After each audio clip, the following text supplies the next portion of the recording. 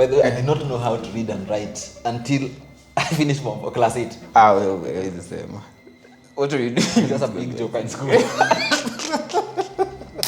Kaniambia mtu apendi mother apendagi hata teacher. Kwa hivyo hata mimi unipendi. Kaniambia so far mimi sikuchukii. Yes. Lakini sipendi mother. Yes. So kwa sababu hatuja interact. Mr. Mudhuri took me under his wing. Here. So biology was your best subject? Biology and physics. Which was your worst? Swahili. Come on. During all this time, what did you want to grow up to be? I had no idea what I want to be. Come on. Seriously, I had no idea. So there was no going back. Yes. It is from you to make this work. So I became a hawker. Nikauza kabisa mbaya sana ya 50 ya mbao. Mbaya sana. Kila kuoka. Sasa form yako ilikuwa unaamka saa 2 unasema tanipande hii basi tuone tutaenda wapi leo. Hello good people. Most of you have been asking one question. All and all, I've been seeing this question popping up in our social media pages. Who is Dr. Hamisi? And today, he has dedicated his free time to be with us, to talk to us about his journey from the day he was the smallest thing until where he is today. So, without further ado, karibu into this podcast. Doctor. Thank you. Karibu sana. Thank you. How are you? And again, you? I'm fine, thank you. Yes. Before we start with all how you grew up, please introduce yourself to our viewers. My name's Dr. Hamisi Kotayali. I'm a chiropractor specialized in fascia manipulation by Steco. I'm also a teacher of fascia manipulation. I'm the founder and the CEO of the Human Garage, and also the founder and the CEO of Tiba Bila Dawa Foundation. So the Human Garage is our wellness clinic. It's a wholesome wellness clinic, and the Tiba Bila Dawa Foundation is a give back movement to the community. From you have to pay back to the community from what you get. So whatever you get from the Human Garage, we dedicate 20% to support our charity organization, that is Tiba Bila Dawa. Okay, great. So I'd like to start this with one simple question. When were you born? 23 years ago. What do you mean 23 years ago? I'm a leap year baby. You're clearly older than me. I'm a leap You can't year be 23 years old. I'm a leap year baby. Oh. So, you know how leap years are calculated? Yes. So according to leap year, yes. I'm only 23. He's younger than me. Maybe I'm your senior, but anyway. So, Doc, tell us about your family. Who are you? You the firstborn? You the secondborn? I'm the secondborn. Yes.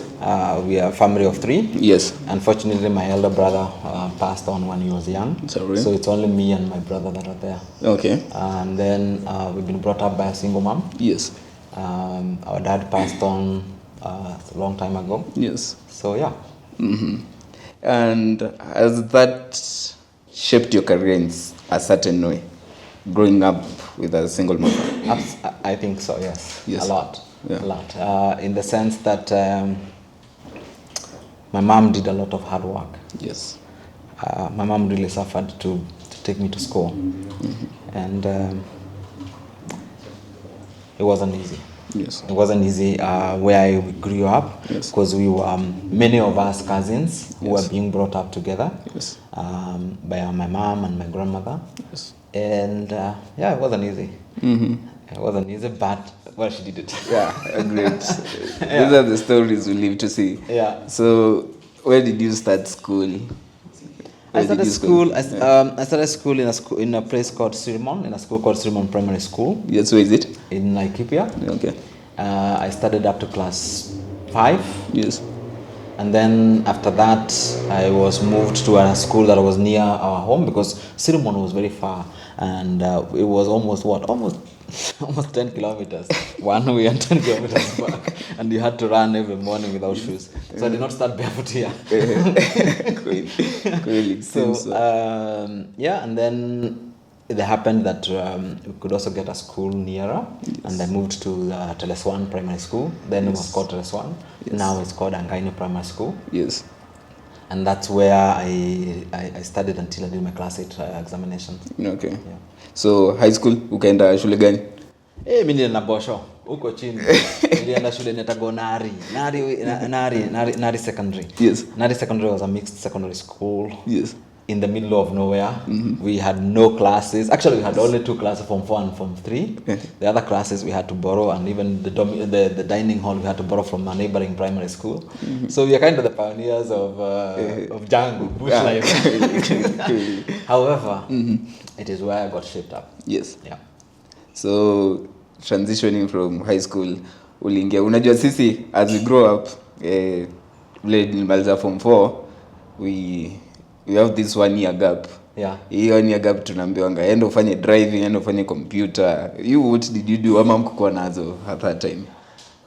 Kukuwa na hiyo high school. Sasa tulikuwa unafanya mtihani and then you go unangojea result and then you go to high school. Okay. There was nothing like 1 year wait. Yeah. No. It's only people who are going to university who are waiting for 1 year. Yes. But let me just tell you that I didn't know how to read when I was in primary. By the way, I did not know how to read and write until I finished class 8. Well, it's the same. What are you doing? That's a big joke in school. Mine was play, and play.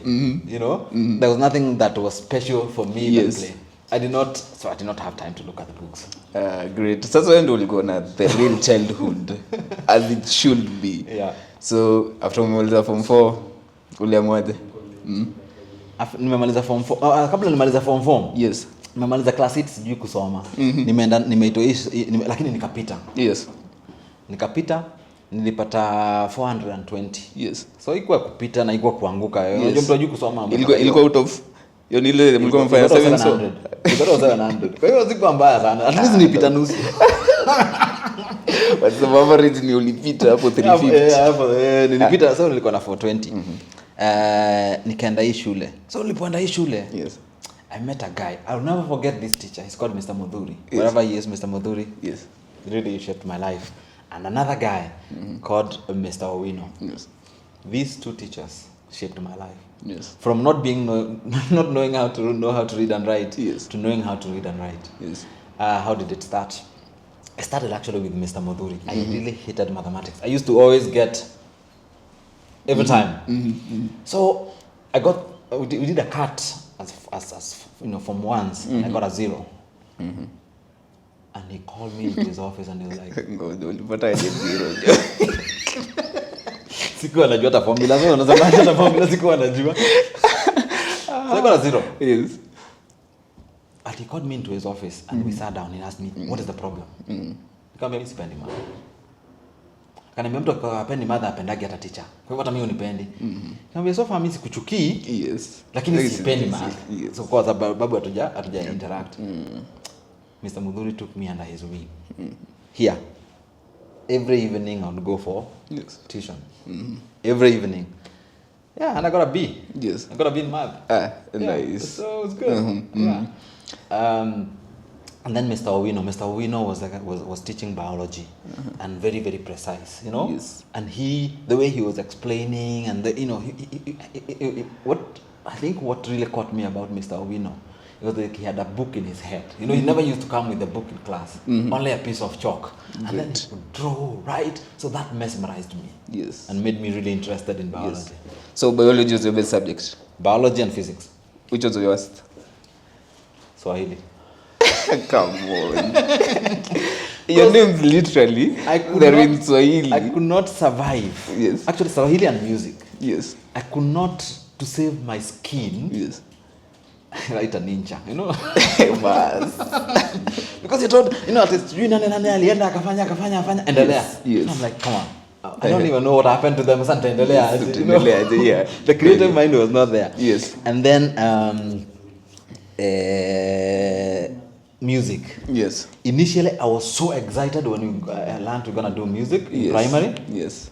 Hey, and then we did music. We had hey. I was like, G-crep. I'm like, no. Nah. I thought we'd be singing. For me, music meant singing. Yes. So yeah, those are the things that I didn't like. Great. So during all this time, what did you want to grow up to be? I had no idea what I want to be. Come on. Seriously, I had no I had no idea. For me, Yes. for me, I started getting idea of wanting to be a journalist. Yes. Like Leonard Mambo, Yes. Leonard Mambo Motela. Yes. And the reason why I wanted to be Leonard Mambo Motela is because he was the guy who was arrested by the army. Yes. And he's the guy who told everyone in the country, kaeni nyumbani, serikali iko under iko chini ya wanajeshi. Yeah. So I was like, hey, I would like to be that guy who can tell everybody to nice. stay at home and look at my. So I was a young, that was when I was a boy. But when I was in high school, I still actually did not know what I want. Yes. I thought of pilot. I thought, you think of all these things, but Yes. you really don't know what you want. I didn't know until I did my Form 4. Yes. When I did my Form 4, and I and actually I produced a C+, the first one in that school ever. Yes. So it was good. Yes. And a good one because Yes. I didn't have a D. That the good thing is I had no subject that had a D. Yes. So that was amazing, or D plus or anything. The last subject I think I had was a C minus, which was the Swahili one. Yes. So most of them were upper cut. So I started one. So my mom asked me, "What are you gonna go to do in campus now?" I said, that's a GUE combination. I can go do my mass communication with the combination I had. Yes. Akasema now, okay, but how? I mean, it's not gonna be because college, then College of Mass Communication and these other colleges, kulikuwa kana tu bureaucracy ya kuingia, Yes, na pia ilikuwa either mtu ama uitwe. So we waited for College of Mass Communication. The letter didn't come. Okay. But as fate would have it, a letter came from an unexpected place. I remember I was at home with my mom, and we were in the farm. Yes. And we saw a cousin of mine coming, and when she came with a letter with an envelope. Talked to my mom, and then said, "Hey, you're gonna be a doctor. You're gonna be a surgeon. Daktari wa mifupa. Utakuwa na kata sijui unafanya." So in my head, when you told me daktari wa mifupa, I'm thinking surgery, I'm thinking do new MRIs, I'm thinking, all those, the carpenter job. Yes. They finished the story, but my head works very funny. Yeah, I'll hear what you tell me. Yes. But I need to be convinced. Okay. I see. Okay? I see. So I went to I went and took the letter and went and read it. And I didn't see surgery anywhere. I just saw physiotherapy. And I was like, I'm not convinced this is about being a doctor of orthopedics, Yeah. So I decided to go to our local dispensary to ask, what is physiotherapy? Because then we didn't have internet. Yeah, Don't forget we didn't have internet. Stone Age. What was Stone Age now? 23 back. So going to the local dispensary, I went and it was busy. I waited until the matron was free. When the matron was free and finally saw me, she was like, hii ni watu wa kunyorosha, kumasaji na kutembeza wagonjwa. You can imagine how disappointed I was. Of course, true. I was like, why would my mother support my cousin to lie to me? Good. So I went home because I had taken the letter without telling my mother. Yes. So I went and returned the letter, and that evening I said to my mom, "But mom, I think you guys lied to me. This thing is not a surgeon. This thing is massage and exercising patients. Me, I don't want to do it. I don't think I can survive doing that kind of thing. Why do I need to massage people?" My mother was quiet for some time, and then she said, "Are you done?" I said, "Yes." She said, "Okay. Me, I've looked at the fee." She said, "Me, I've looked at the fees." Yes. The fees for 3 years is 32,500. Yes. Meaning, it was like, I think 10 or 10, something. Yeah, around 10,000 a 11, year. yeah. It was like 10,000 a year because then Kenya Medical Training College used to have we were kind of somehow supported by the government. Yes. There was some support. It's not like now you guys are paying a lot of money. True. Yeah. So she said she looked at the fee and she said, "That's what I can afford. If you want to do any other training, I can't afford." Because but I can even go to KU and do education. At least I'd come, I do teaching. Said again, fee ya KU iko juu siwezi. So she said, "If you don't want, you can just go to Komeshiri hapa homegrown and start working there." I was so disappointed. Yes. But the pain on the eyes of my mom was enough to say, "What? I'm gonna go study for her." So I went to Kenya Medical. I went to Kenya Medical Training College to work to study for my mom. I can tell you the first year I never studied anything. We just party, you know. Inakuanga hivyo all through. Ilikuwa party nini. Which KMTC was this? Which campus? Main campus. Oh. I was in main campus. Yeah, great. And then come second year, we started going for clinical rotations. We had the guy called Gaboron from Botswana. Yes. He was very funny. Yes. and another guy. There was another guy also from Turkana. I'm forgetting his name. And another guy called Kamau. This was my classmate, and then a guy called Bokea. Yeah. So it was different. You know, it was different because I was struggling to even do this. Even when you go to hospital, you have no sight. So we were taken to clinical rotations and we are supposed to see patients. So we started making fun. Yes. Wacha tu masaji wagonjwa watembee. Kama daktari hawezi kuwapatia dawa. Come on. Kama kuwachinja. Masaji ndio itawatembeza. Come on. Yes. What? That was the mentality. Because come on, if the doctors cannot give them drugs, they cannot operate them. Hii massage na hii kufanya exercise inatembeza. Tuone. That is what tukienda clinical. Hey, you guys are just crazy, man. And then you meet. I met very good people in the clinical rotations. People like Winfried Otieno, people like Fiona Kimonge, people who really had a lot of passion for therapy. Okay. And people and when you saw them how they worked with children, how they treated the patient, it was kind of interesting. You know, it kind of pulls you, but you're still in your head. You're like, you know. But the interest is sasa ndio imeanza. Unaona interest, lakini bado you're not convinced in the work. Yeah. You get? Until we had a patient who was quadriplegic. Yes. But not completely paralyzed. He could move, but very weak. You know, because he had a whiplash injury. Yes. He could move, but he was paralyzed. So we call it quadriplegia, not fully paralyzed. Yes. So jamaa tukaanza kumnyoosha na massage, mpaka mafuta massage, na kumsimamisha kumtembea. Initially tunasema ni kazi ya jaba. Ni kweli. Until after like 3 months, the guy stood with the frame, and to me that was the first wake up call. I was like, what? Oh, you can do this now. You know, like you're like, I want to understand what is it that I've done. What is in my hands? Yeah. What is in our hands that has made this person now regain function? Yes. And for me, that was my first interest. Yes. And from there, I remember going. I never used to go to the library much. But that day, I went to the library, and I was there until the library was closing, looking for a book that says how to treat paralysis. Yes. But I didn't find a book that says how to treat paralysis. I found a book called Gifted Hands. Yes. You know by who? By Ben Carson. Ben Carson. Yes. So I read the book Gifted Hands. Yes. And how he separated the Simeon twins. Yes. And I think that was my turning point. That was my turning point into wanting to find out what is in my hands. I started being more empathetic. I started loving patients. I started paying attention to class. Yes. And then it so happened that we had an excellent rehabilitation doctor. Yes. The late Dr. Ogutu. May God rest his soul. That man. He was extremely strict. Yes. But he knew what he was doing. Yes. So he made it now start being fun. Okay? Yeah. But I cannot forget my class teacher, Mrs. Anjuguna. Yes. Mrs. Anjuguna was the strictest. Oh my God, mama. She was so strict on us. In campus now? In college, mpaka unashinda kwa nini apply more? You know? Mpaka unamuita madhe. Ai madhe, kila mtu ukimwona madhe.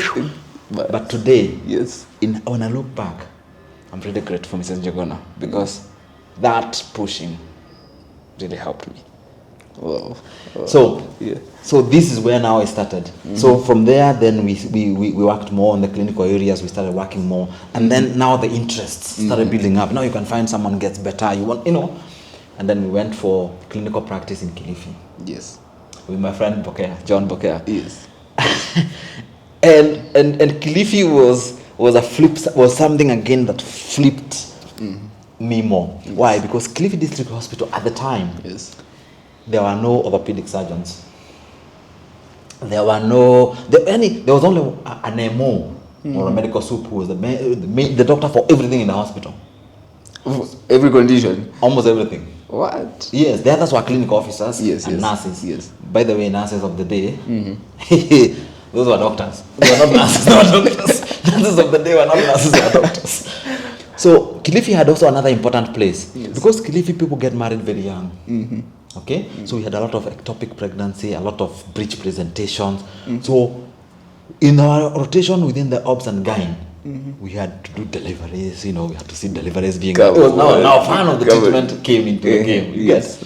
But at the same time in Kilifi, because of coconut trees, guys would fall from coconut trees and then we'll get double fractures and then we'll be the ones to put pins that put traction to correct the fracture, put traction in the head, put POP to correct broken bones. So it was fun. So Kilifi kinda elevated us a lot. Good. And also the physio in charge at the time was called Mzee Mangi Chai. Yes. He was also teaching us, these things because we were being prepared to go and work in rural areas where you are the most serious, highly qualified. Because the nurses in those maybe sub-district hospitals, very remote, are certificate nurses. True. You get. So then you have a clinic officer, and then you have you. Yes. So you are being trained to be able to help in a remote situation when there is no one else. So this is how my interest grew. However, internship finished, and we came and graduated. How was your graduation? Graduation was amazing, but the government froze employment. So there was people who graduated class ahead of me were all absorbed into the government for employment directly. That is how it happened. You were finishing, you're graduating, and you're absorbed. Yes. But our class was the last class to be. So you are the cut-off point. No, cut that the government is no longer hiring. There's no assurance of employment after school. Come on. Yes. So we were in the first group. Yes. Sasa, hey, my friend, umemaliza shule, where do you go? Where did you go? I became a hawker. Yes. Kuongo. Mimi nimeuza kamisi mbaya hapa Kenyatta pale Kenyatta nini? Tell us about it. Hawker. Yes. Okay, sir. Gava ime close employment. Yes. Umeenda home umesema what can I do? So you go home? No. Nilienda kwa anko yangu. Okay. Nilienda kwa anko yangu. Yes. Sikuenda kwa madhe because nilikuwa nienda kwa madhe kudu. I cannot go back to my mother. I've gone through school. Yes. Sindio? Yes. I have seen how my mother has struggled to take me through this school. Alafu nirudi tena nianze kumwambia nipe pesa kununua underwear. Kweli haiwezi. Yeah? Haiwezi. So there was no going back. Yes. It is from you to make this work. So I became a hawker. Nikauza kamisi mbaya sana ya 50 ya mbao. Mbaya sana. Nazijua hata sasa ukinipatia niko wera mbaya, niko mboka mbaya. Let's go out to picture you. Niko mboka mbaya. Nikaenda nikatafuta nyumba mahali kunaitwa Modhama. Iko huko. Kakodisha kanyumba kama mabati. 500 per month. Nikanunua kitu inaitwa Megaraida. Megaraida ni dogo. Hizi vitu mimi sijua. It's a bus ticket. Them days the bus used to be called OTC, alafu ikakuja kaitwa Stagecoach. Yes. You could buy. Sijui unaona kitu tunafanyaga hivi kwa bus. Nishaiona. Sasa kulikuwa kana hiyo kitu. Yes. Lakini sasa you could buy a ticket for a month, ticket for half a month. Okay? And hiyo ticket ukinunua, you can be in that bus the whole day, the whole month. Hakuna mtu anakuuliza. Wacha mambo. Hakuna. It's an endless trips. Unaweza enda pali tu basi inaenda tu utaenda. Well, man, that's how nilikuja kujua Nairobi. Yes. Because hakuna mahali sijaingiza mguu Nairobi. Na hizo basi nikienda kutafuta kazi, kwingine nikienda home no comes, kwingine nikienda kufanya nini? Nikienda walk. Sasa form yako ilikuwa unaamka saa 2 unasema acha nipande hii basi tuone tutaenda wapi leo. Unakuja tao unangelia the whole day, hata hakuna kitu ya kufanya na hakuna kitu ya kukula juu hauna do. Unakauka pale frustration bench. Unajua frustration bench mbali kwa tao? Sijui. Basi itabidi unichanue jo. Hizi frustration bench iko unaona Hilton. Mbele ya Hilton kuna form, kuna nini, kuna mahali watu wanakaa hiyo. Ndio frustration bench. Ukienda hapo utakuta kila mtu anatusi vitu wake. Watu wana CV wanakaa hapo. Those days tulikuwa tunakaa. Come on. Hiyo ndio frustration bench. Ushachapa raundi tao, umepeleka CV zako kila mahali, umechoka. Unakuja unatulia frustration bench. Sasa ukingoja basi sasa. Sasa na ungoje basi ama whatever you do.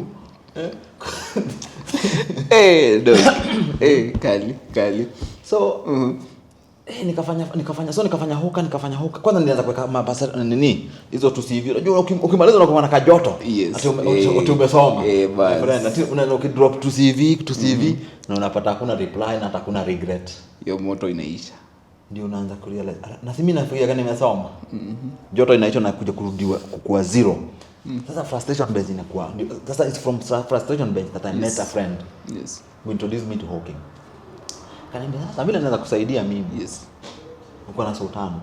Sina. Na mimi nitakupea sultano. Nikununulie stock. Alafu ukiuza, utanipa ngiri. Kiwangiri. Ni sawa. So that's how I was introduced into hawking. Yes. Alafu nimeuza nimeshalipa hii deni ya huyo jamaa. Yes. Naanza kutengeneza do. Yes. Kanjua kababa yote. Acha mama. Yaani kulikuwa na kanjo pia. Wewe. Kwanza kanjo hata time walikuwa kama rude. Walikuwa kama rude. Unaona vile hata unatoka unyoya. Hizo mbio mimi nazijua sana. Ala. Hizo mbio nazijua sana. Sasa ulikuwa una operate wapi tao? Nilikuwa Kenyatta Road mimi pale Kenyatta Hospital. Yes, hapo nilikuwa na hoka. Kali. Sasa and then one day after nimenyang'anywa vitu na kanjo, the next thing nilienda kujaribu ni pickpocket. Yes. Lakini niko na ntawa. Ukakuwa pinchi. Niko na ntawa nikaacha. Nikanunua sweets. Na sweets zile zinaweza kwa basi. Sasa nikaanza kuwa nauza sweets. Yes. Hapo ndio nilikutana na mama mmoja anaitwa Esther Uwora. Esther Uwora alikuwa paraplegic. Yes. Alikuwa amepata accident akakuwa paralyzed chini lakini hukujua kwa sawa. Yes. Nikawa nimeintroducewa huyo Esther Uwora. Ile alikuwa ameenda hapo Kencom zamani kulikuwa na call box mingi. Yes. Alafu kulikuwa hakuna hiyo. Unaona vile hapo Huduma Center iko? Huko unazuia kwenda huko. Ilikuwa ni area free to. Hata kwenda kufungua box kutoa barua au anything. So mama alikuwa ameenda huko kutoa barua. Akirudi kwa gari anashindwa kuingia. Yes. Na mimi hapo niko hapo hivyo nikasema aya na hizi ni opportunity. Unajua una opportunity. Kasema kana namuongesha madam mimi naweza kusaidia mimi sijui ni physio sijui ni nini naweza kusaidia kuingia kwa gari. Vile umechapa umetembea wewe umetembea huko na mazwiti hapa. Kanilenga. Come on. Alafu akastruggle akashindwa kuingia. Yes. Kaniita. Kaenda nikamuonyesha.